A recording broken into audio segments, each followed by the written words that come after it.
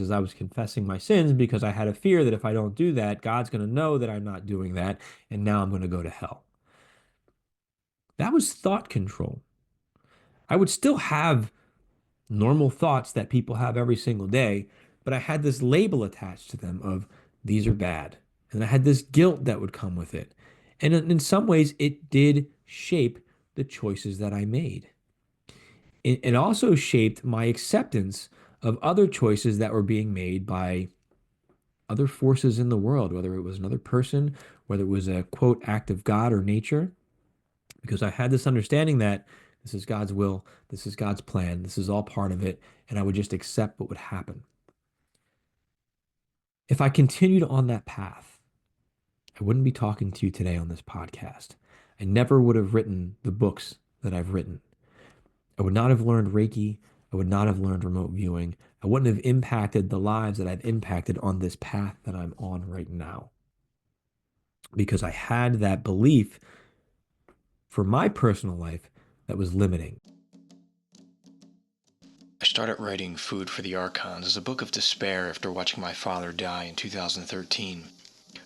During his transition, I experienced a series of paranormal and psychic events that left me feeling that I had either gone completely crazy or fell into humanity's darkest secret. I spent the next 5 years conducting extensive research, and I quickly learned that what I had experienced was real. My journey brought me to an understanding that showed me that despite the terrifying reality of an unseen predator, we as humans have a forgotten power.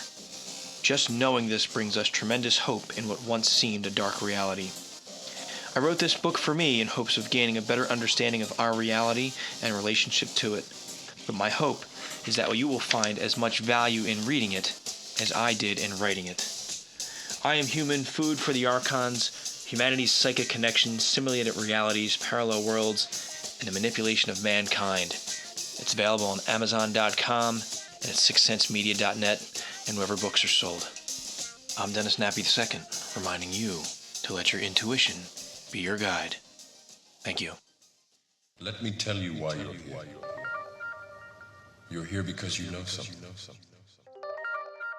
What you know you can't explain, but you feel it. You felt it your entire life. That there's something wrong with the world. You don't know what it is, but it's there.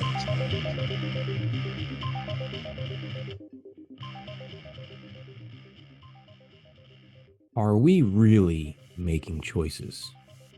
Are we following the path that has been laid before us by unseen forces? If our choices are shaped before we even know we're making them, are we really free? Or just moving between bumpers on a cosmic bowling lane? If you're one who's always trying to see what's behind the veil, trying to better understand this matrix of reality, for the truth seekers out there, this one is for you as I continue to explore ultimately the giant question of fate versus free will. How much influence is out there and impacting us, but from a different perspective. Truth seekers, last month on this podcast, we explored a lot of the social engineering that goes on through social media and governments and how powerful that can be. I want to look at what other barriers and barricades exist in our realities right now and the impacts they have. Are they good? Are they bad? Are they necessary? I can make an argument in either direction. And this all started from an experience simply driving on the road. I had a thought that came to me based on something I observed that has really spawned into this podcast today. Interesting thinking, speaking of bumpers and barriers and barricades, I set out to do this podcast about 45 minutes ago to just sit down and do it. I felt inspired. I was ready.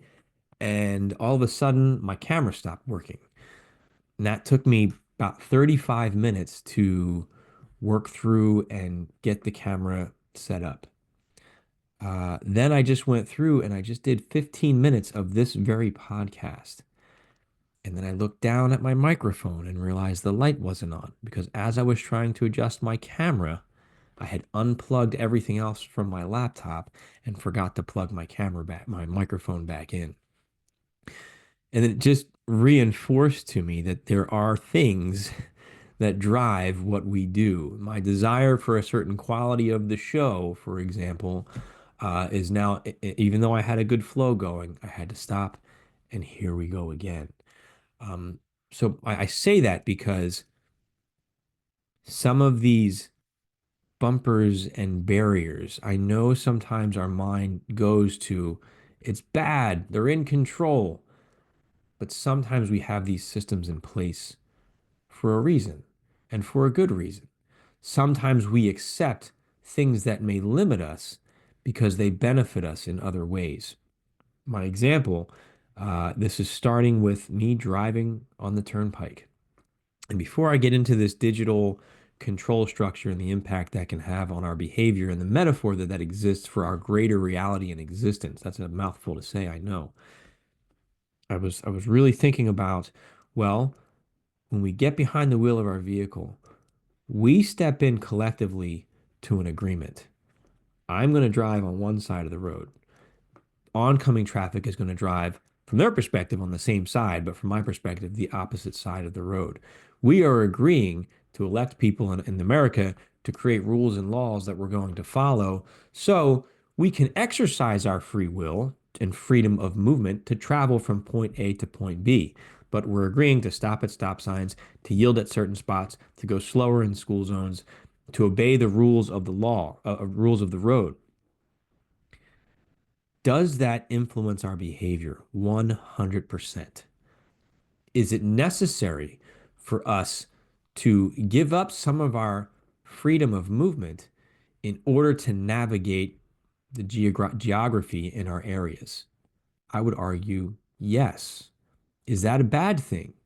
Of course, you can make that argument, but no, there would be chaos. If I said I'm going to drive on the right side of the road or the wrong side of the road, I'm just going to cut through people's yards because that's what I want to do because it's faster for me to do it that way.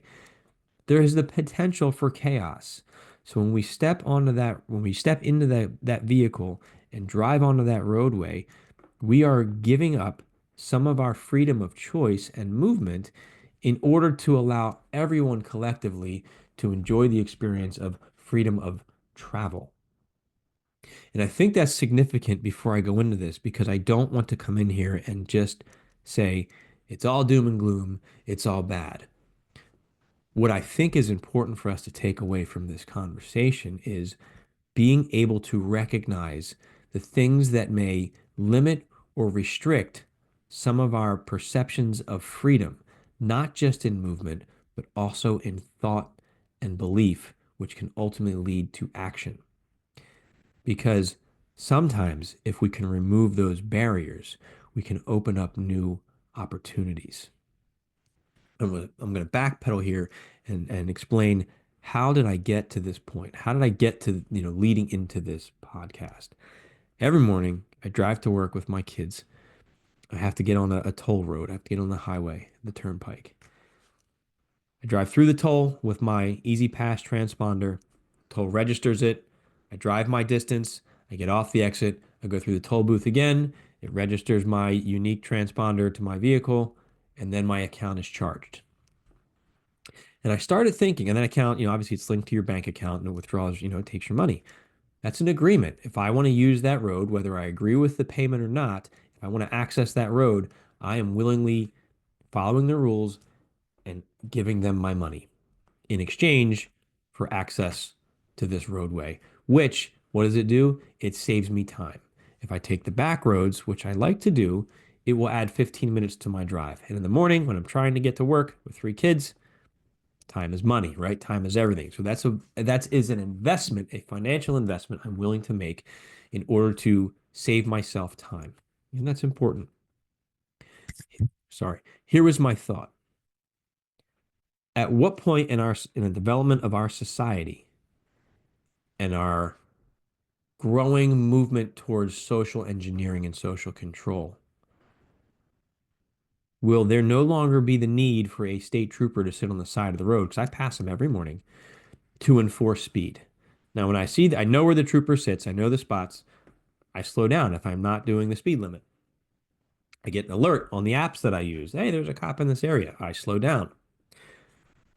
because I want to avoid, I have that fear of being pulled over and getting a fine. That takes my time and it takes my money. So that in that moment there, my choices are being influenced by my fears. At what point is the state going to step in and say, we know where you entered the turnpike, we know where you exited the turnpike. We know how long it took you to go from point A to point B.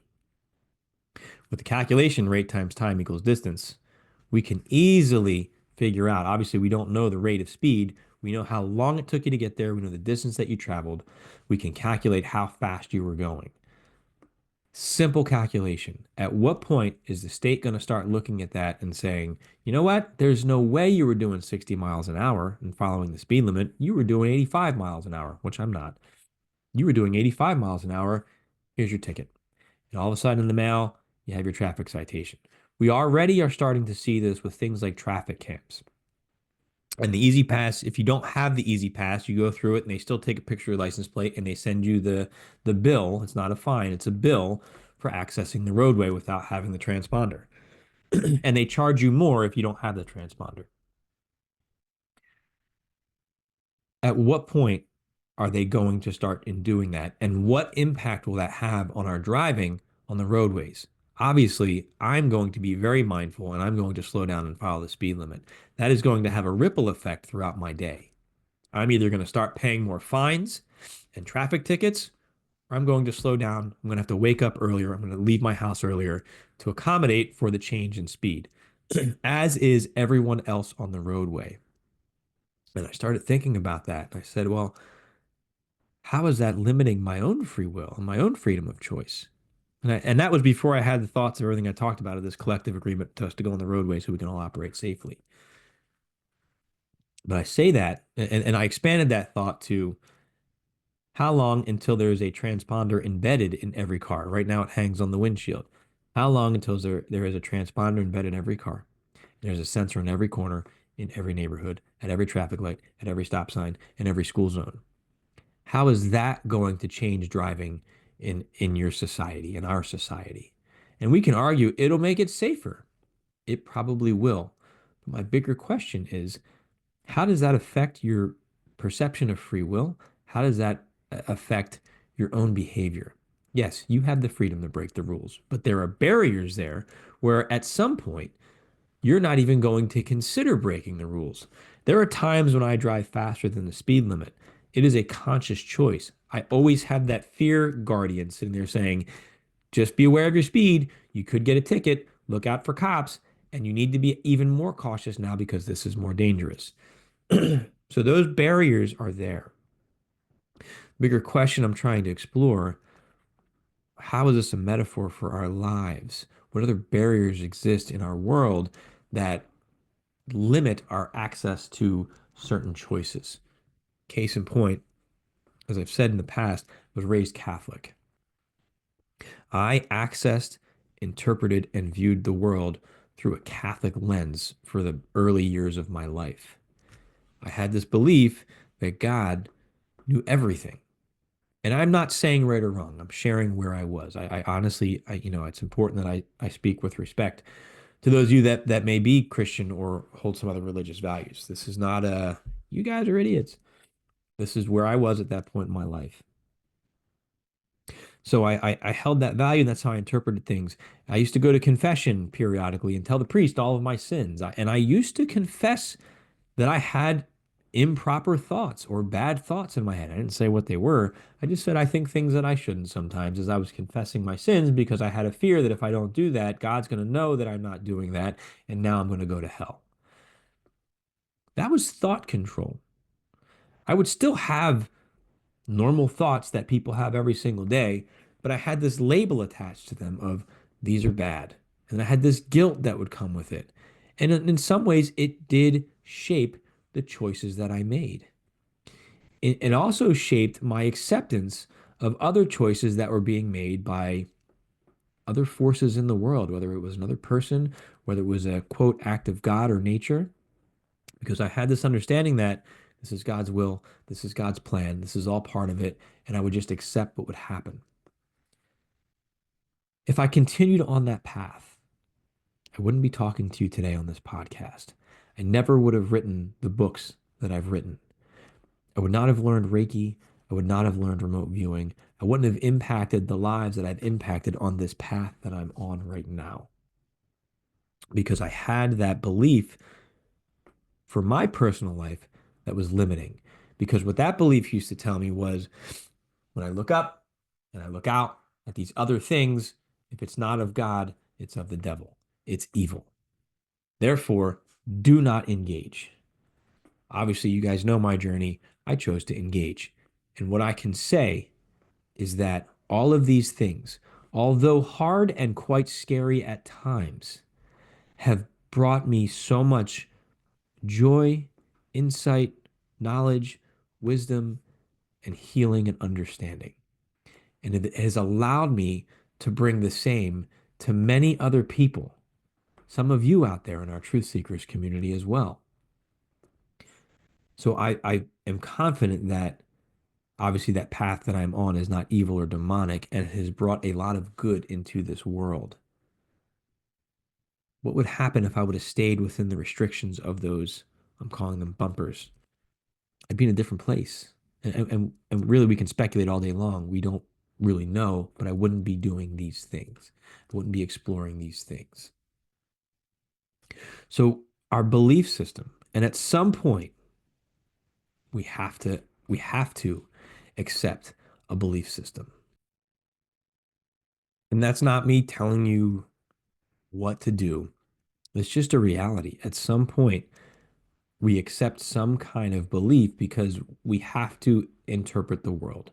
We need a lens with which to understand things. Now, it's important. This is why I always say, let us never stop questioning, keep an open mind, and let your intuition be your guide. I understand we have beliefs, but I think it's very important to also be able to question and challenge those beliefs. But sometimes we don't even recognize that we can challenge certain things. We wouldn't even think to ask certain questions until we can take that step back and separate. When I was a kid, most people believed in the United States of America. Post 9/11, just about everybody was a patriot. They believed in their government. They believed in the military. They believed everything was, we were the good guys and we were here to, to fight in the world's injustice. Today, the American people are losing so much faith more with increasing speed in the US government and their vested interest in the American people.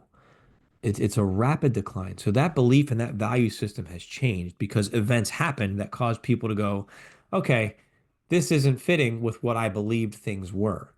So they held the belief, and then things didn't fit that within the structure of that belief system, and it fell apart. And now what's happening?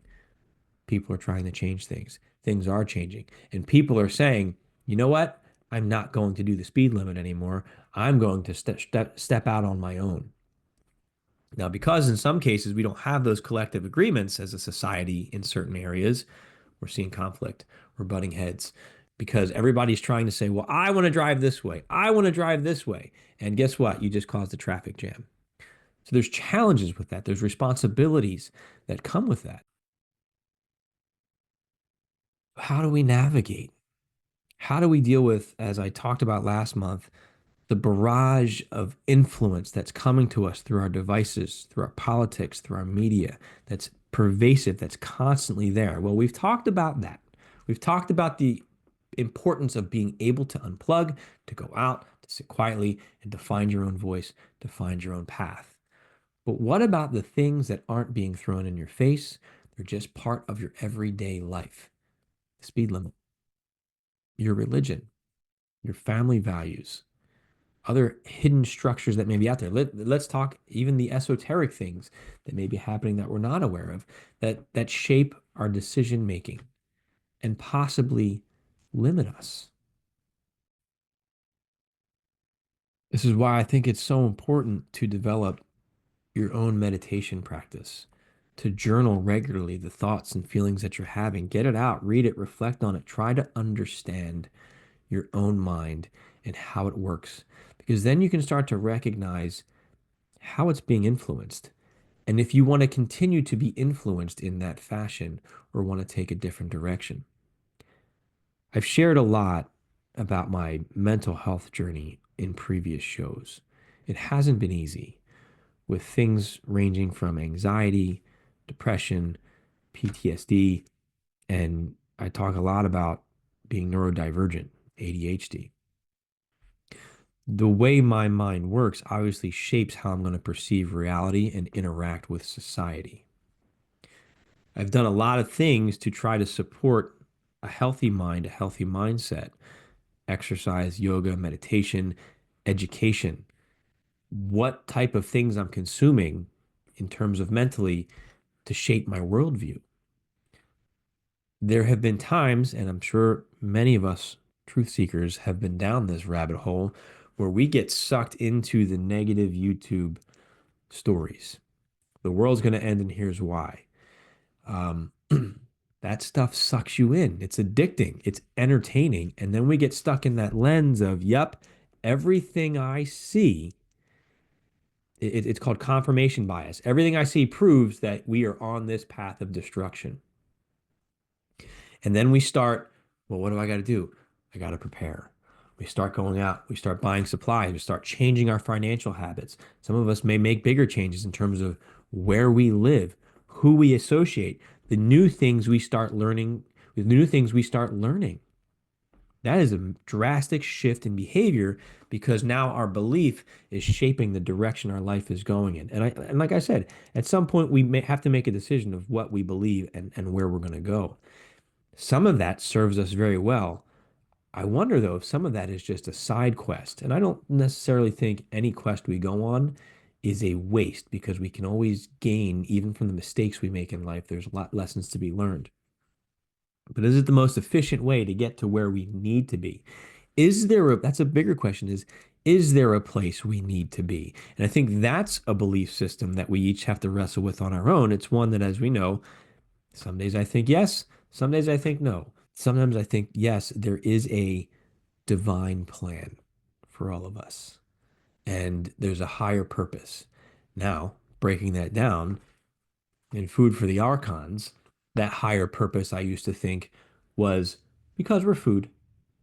But as bringing it back to that book, um, as I went through that process of writing that, I then realized no, that food piece is an aspect of our journey, but actually there is a lot of good and potential in this existence, in this reality. I want to be clear on that. I don't think this is just prison planet and there's no point to our existence other than to be food. But I do make that argument and I do explore that and why I think we have that piece of this existence. I'm getting away from the point. There are other times when I say, you know what? No one's in control of me. I don't care what systems are in place. I'm a system buster. If you've ever read Bringers of the Dawn, I think that's Marciniak who wrote that. And you know, I think structures exist, but souls and minds exist to bring change. And then that, for me, that belief is reinforced when I look at neurodivergent minds and I look at my existence in education. We have the structure of a classroom, we have the bell curve, and it's like, here's how everybody should be. We need to be sitting in our desks, we need to be doing our work, raising our hands, and everybody's going to be on track to college. And you get one kid with ADHD and what they call ODD, oppositional defiant disorder, and they're like, yeah, okay, I'm not doing that. I'm not going to sit here quietly. This worksheet is stupid. And they're going to question everything and rip everything apart for a variety of different reasons and change the system. Change the way you as a teacher now have to interact with that entire class. Not because that kid's a bad kid, because our minds work differently. We pick things apart, we question things, we seek out different types of knowledge, experience, and information. Eventually, the ADHD mind has to make a choice. Am I going to conform and stay on the road, or am I going to take the back roads and find my own way? Am I really going to push it and just speed down the highway and then cut through people's yards? These are all choices we have to make based on the experiences that we have. For a long time, I conformed. I did what I was supposed to do. I was a good soldier. but I started to find when I can recognize what these rules are and know how to operate within the rules, but also see ways to step outside of those boundaries safely, I had better experiences for me. I had more enriching experiences for me. Whether I was working in counterintelligence, here's where you need to be, here's what you need to do, here's how you have to operate. And then I realized, well, an example being as a CI agent, one of our rules were, we were looking for terrorism and Islamic extremism. And it was, you don't go into the mosques. Those are sacred places and we don't want to be disrespectful and blah, blah, blah. I needed information and I was trying to develop sources. And I met a man who was an imam in one of the local towns that I was in. What a nice guy.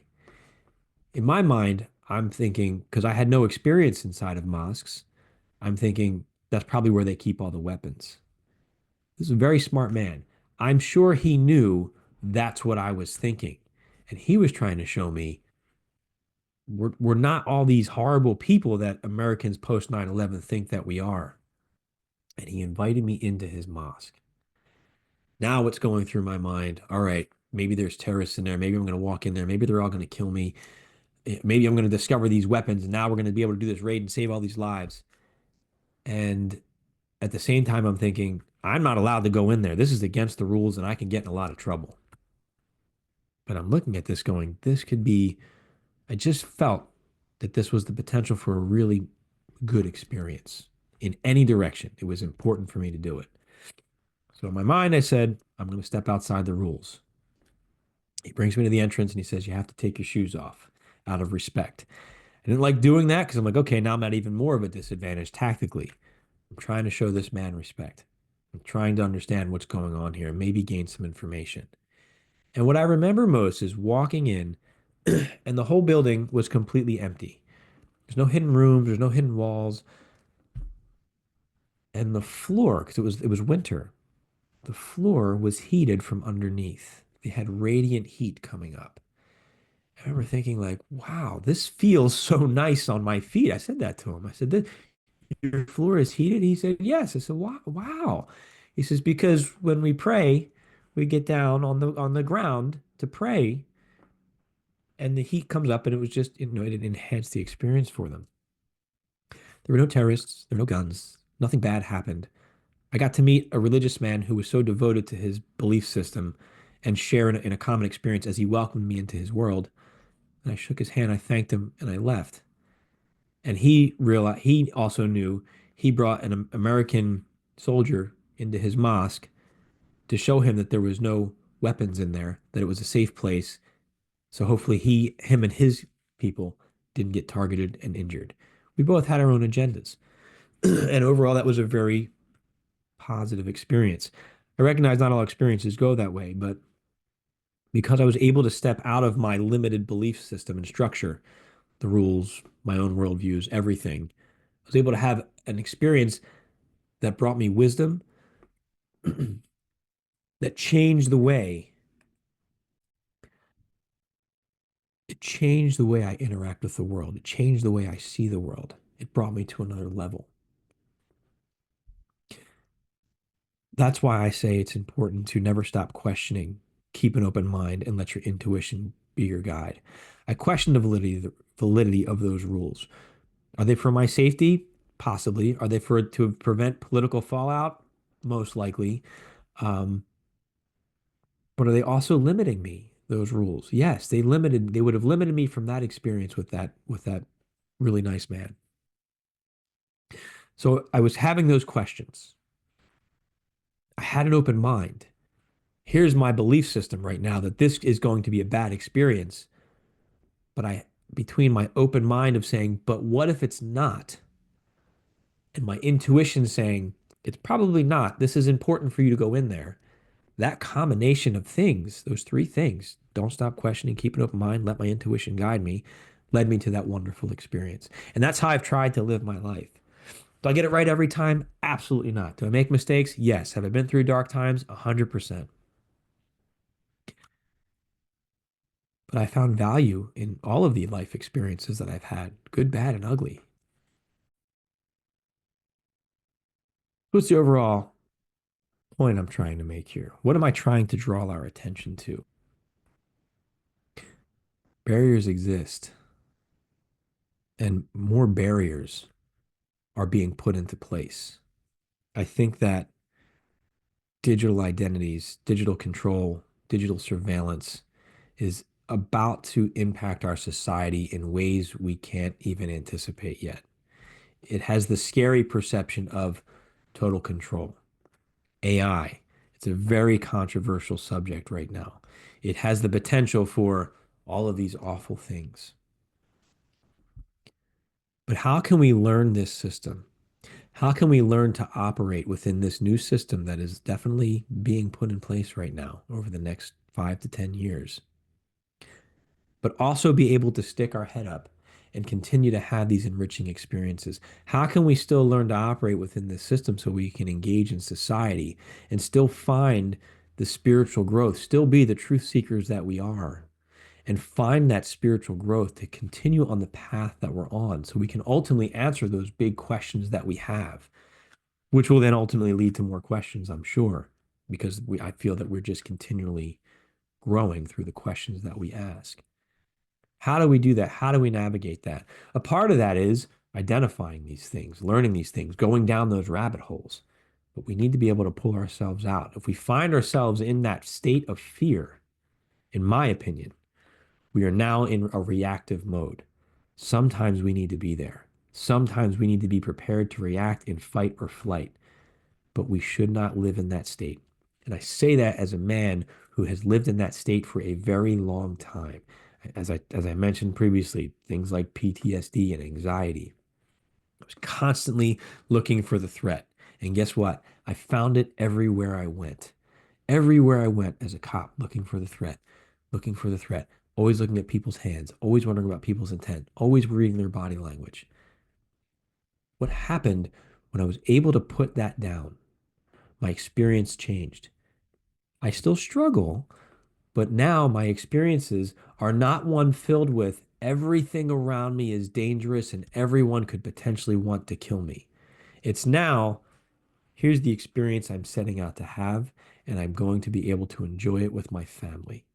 That is drastic. That is huge. And it took a lot of work to get there.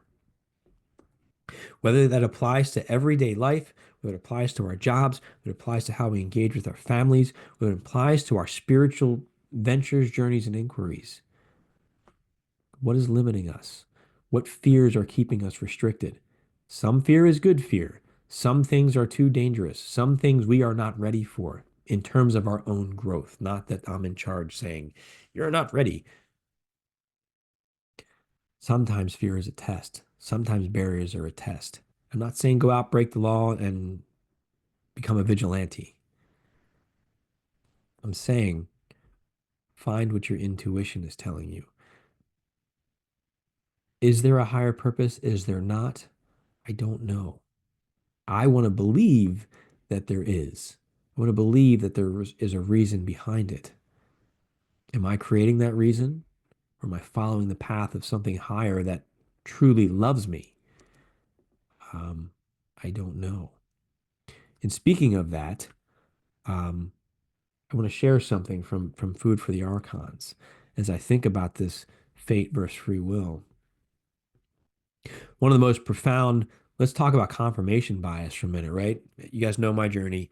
My dad died. It was awful. He suffered, and I had psychic experiences during it. So my whole worldview changed, right? My whole belief system. My dad's invincible. He's my superhero. Nothing bad can happen to him. Oh my gosh, I watched him wither away and slowly die, and it was really bad. That's shattering.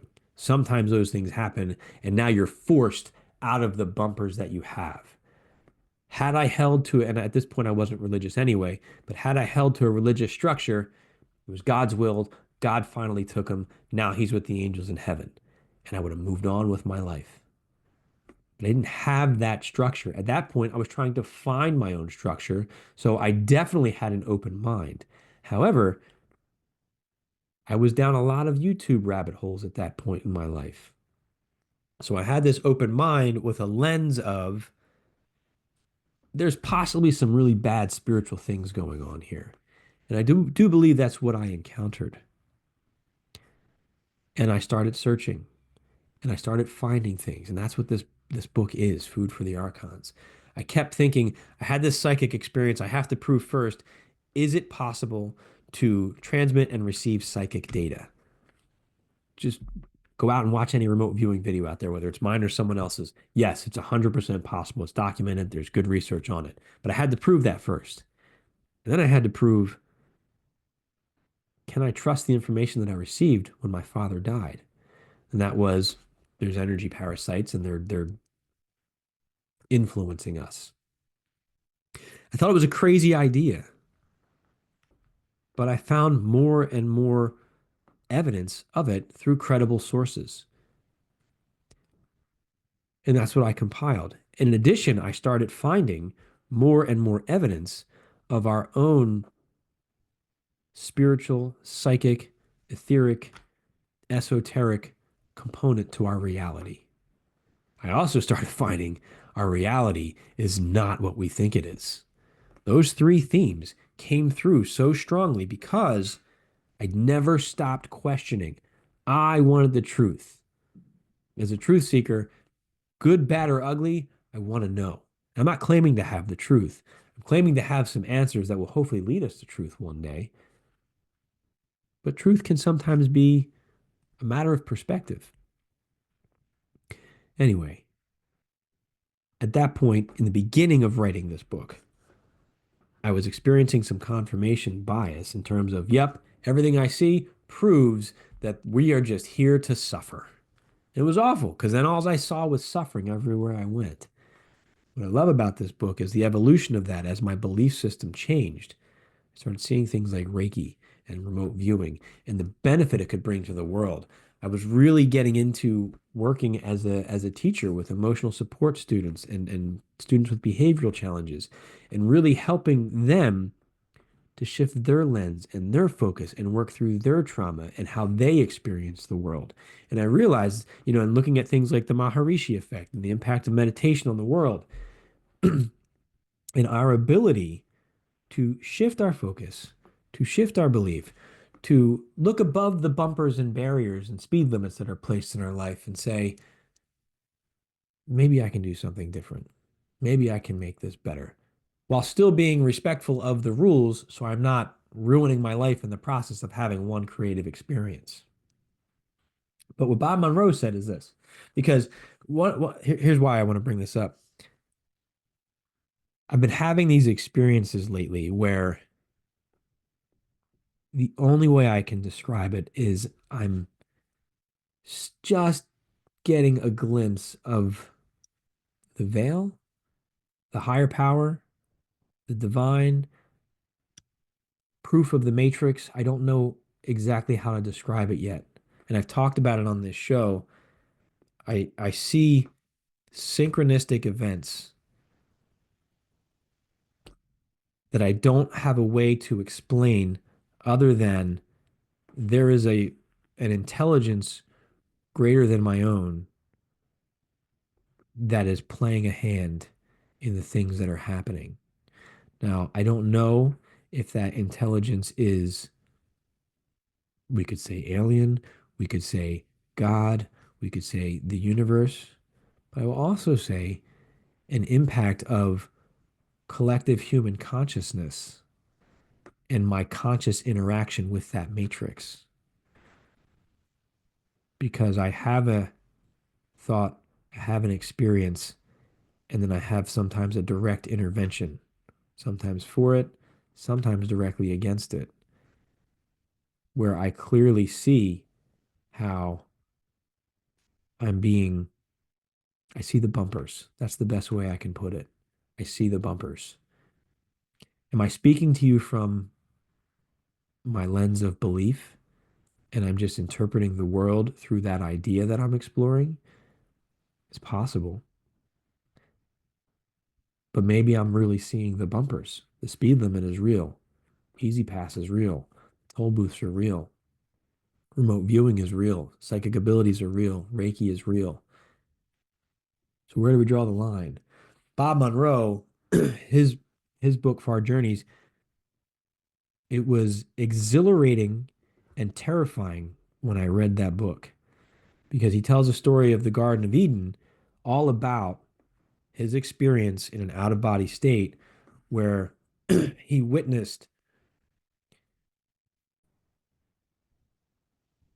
he witnessed what can best be described as another version of the Garden of Eden. And I have a couple versions of that in the book that I looked at.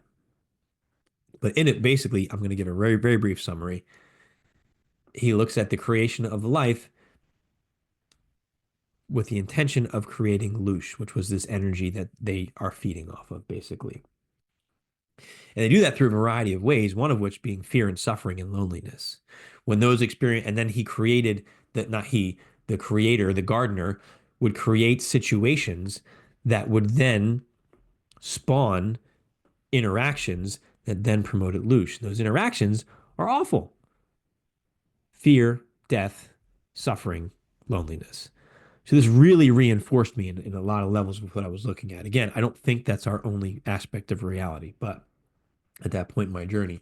But I came across something recently, a thought this morning as I was going through it, as I'm um, thinking about this podcast.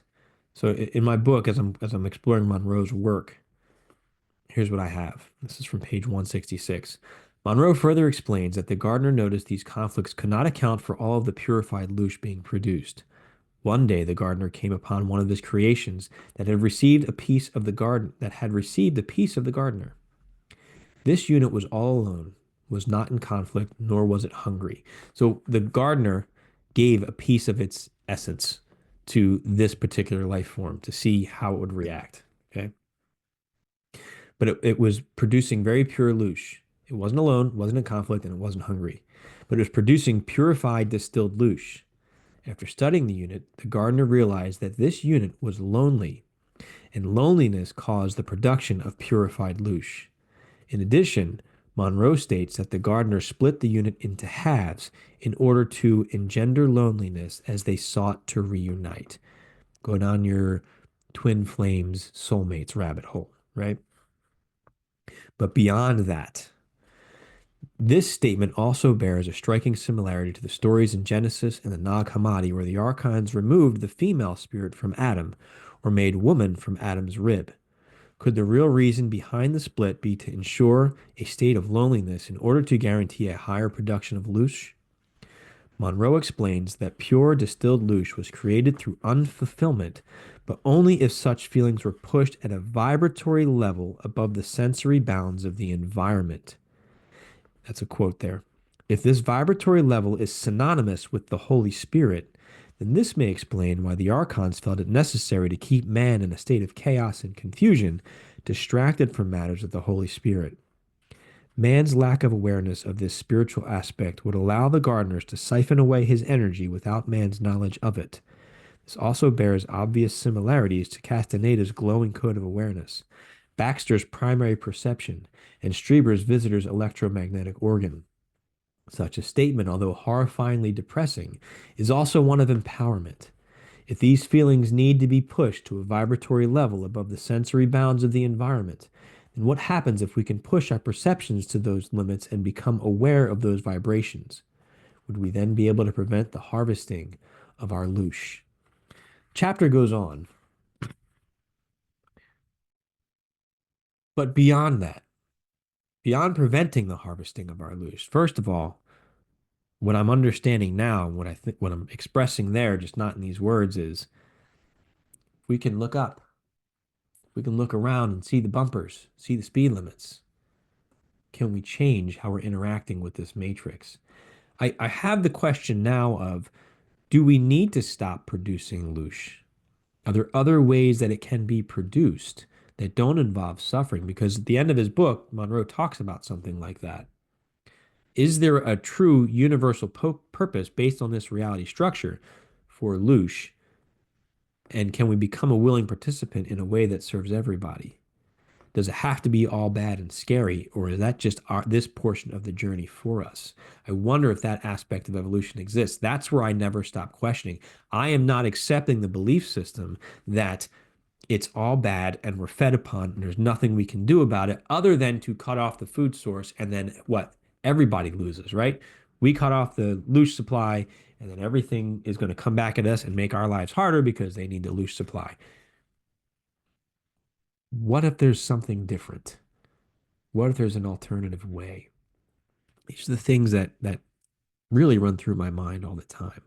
It doesn't have to be black and white. It doesn't have to be conflict. It doesn't always have to be a fight. Sometimes it's just a matter of making a different choice. We can't make that different choice if we don't have an open mind, if we're not asking questions, and we're not tapped into our intuition, which is very hard to do sometimes when we're bound by the limits of the speed limit and the bumpers that are set on the path around us. So all I'm saying is it's easy to focus on all the barriers that are coming in here. And at some point, we're not even going to realize it. Most of us don't even think about it when we're driving on the highway. What other things are we not thinking about on a day-to-day basis as we go through the highway of life? How are we adhering to that speed limit? How are we making conscious choices to find the back roads and find other ways of travel that will benefit us without getting us into trouble? Those are the big questions that I'm exploring. Those are the questions that I hope all of you are asking. I'm going to draw to a close here, my friends. I appreciate you so much, truth seekers, taking the time to listen and share in this journey with me. Obviously, if you'd like to hear more about my experiences, if you'd like to look at the books that I've written, the Hive series, which explores the influence of AI and nanotech on the human mind and the human collective and the impact that that has on society. It's a science fiction book. Book 3 is on its way, by the way. I'm almost finished.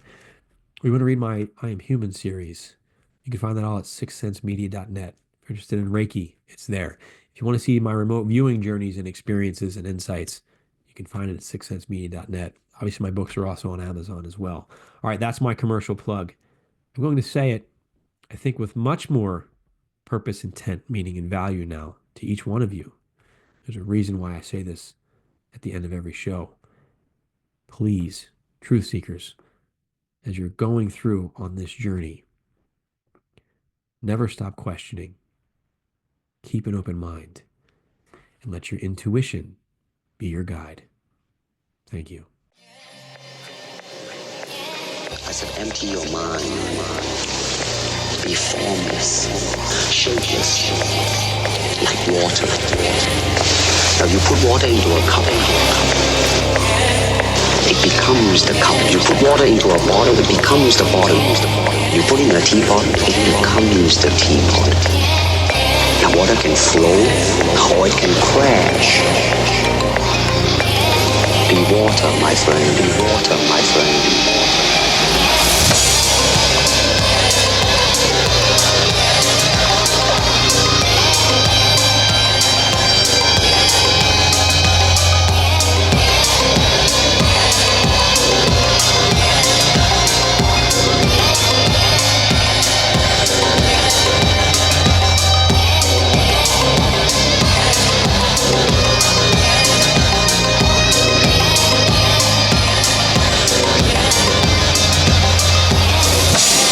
Be water, my friend, my friend.